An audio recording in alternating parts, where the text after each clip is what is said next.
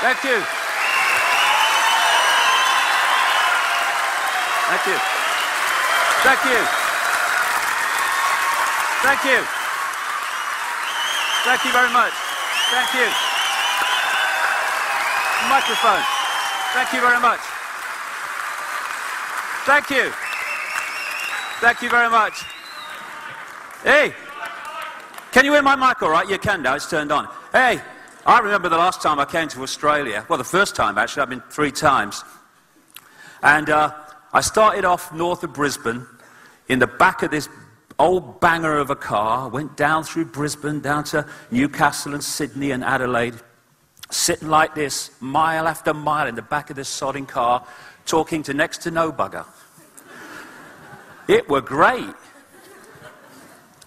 But it's amazing if you keep going because you believe what you're doing is right, how the waters open and things change, as long as you don't give up. When you give up, that's when it all stops and nothing can manifest from it.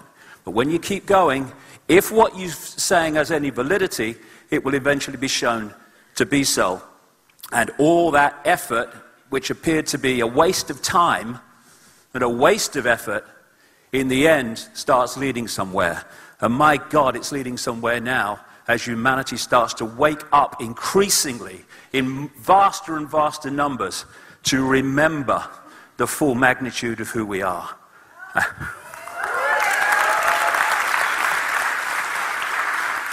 I'd like to thank Adam and all the team for putting this event on so magnificently. And I just ask one thing of you. I want no discord today. Well, actually, you can have discord, just don't blame me for it, okay? Because I'll tell you for why. A few days ago, I turned up at immigration at Melbourne Airport. 20-hour flight, knackered, and I'm standing there and in the line, and I go over with my passport, and it was amazing because she stamped it immediately, and I thought, that was quick, no questions. And I'm waiting for it to come back, and she turned around and gave it to some guy who was waiting behind. Would you go with this gentleman, sir? I've heard those words before, many times. And so I followed this fella. They were very nice, very courteous. And he takes me into these back rooms and hands me over to this lady, who takes me into this kind of bright white room, like an Agent Smith type room. And she puts this document in front of me that I have to sign to say that I've read it. And it said a number of things, but this is the key thing. Section 501 of the Migration Act 1958, the Act provides a discretionary power to refuse to grant or to cancel a visa if a non-citizen does not meet the requirements of the character test. Moi? A non-citizen will not meet the requirements of the character test if, among other things, there is a significant risk that they will vilify, incite discord in or represent a danger to the Australian community or segment of the Australian community. I think it's a good idea. I think we ought to expand it. I think we ought to have a character test for government ministers and officials. Reckon? I think so. I think so. Because if we did, Canberra would be a bloody ghost town, wouldn't it? And Westminster and Washington and all of them. Character test. Discord. Definition of discord. Lack of agreement among persons, groups or things. Oh, call the bloody army out. Mustn't incite that. Tension or strife resulting from a lack of agreement, dissension. Well, that shut Parliament down for a sodding start, isn't it? A confused or harsh sound or mingling of sounds, Parliament again. There you go.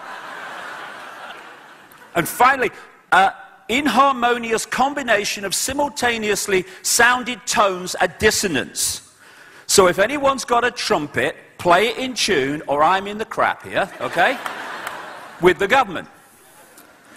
I don't know. And of course, like all this legislation, terrorist legislation, which doesn't define terrorist, this can be defined by the minister who makes the decision according to this document in any way they bloody like.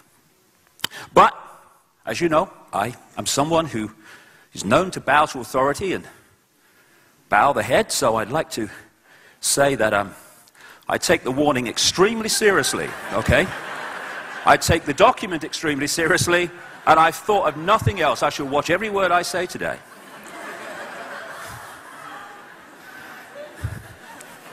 You got to bloody laugh, it's so daft. And I guess there will be someone in the audience who's come to monitor what I say, otherwise there's no point in signing the document. And I'd just like to welcome them, wherever they are.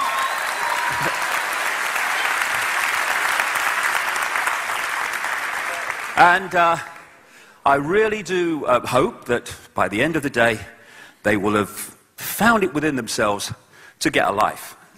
And then their children and grandchildren might be proud of them, instead of asking them, "Mummy, Daddy, what were you doing when this state came in that now controls every area of my life?" "Oh, I was helping to do it, dear." Yeah, okay. My God, do we need this or what? The whole theme of today is to free our minds. It's more than that, as I'll come to.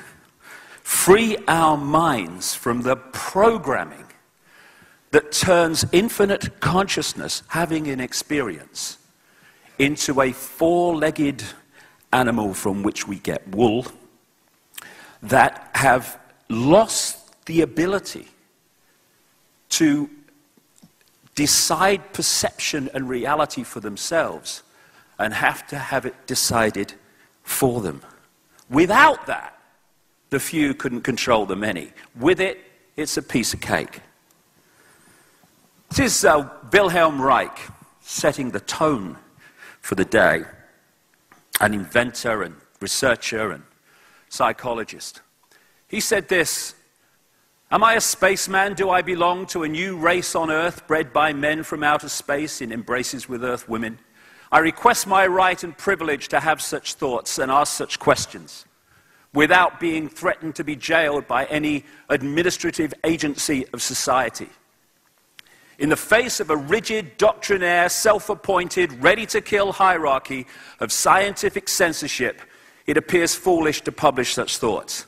Anyone malignant enough could do anything with them. Still, the right to be wrong has to be maintained. Massive basic human right, the right to be wrong. We should not fear to enter a forest because there are wildcats around in the trees. We should not yield our right to well-controlled speculation. It is certain questions entailed in such speculation which administrators of established knowledge fear. But in entering the cosmic age, we should certainly insist on the right to ask new, even silly questions without being molested. And I demand that right for myself, and no men in dark suits or uniforms are going to deny me that, for I am consciousness, not some clone of some idiotic, brain-dead system that seeks to tell me who I am, and what I can and cannot do with my own mind.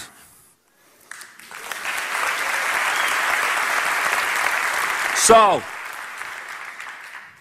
when we open our mind, or go beyond that even, then we start to see reality in a different way. This is a wonderful quote. "You were born an original, don't die a copy." So many people do that.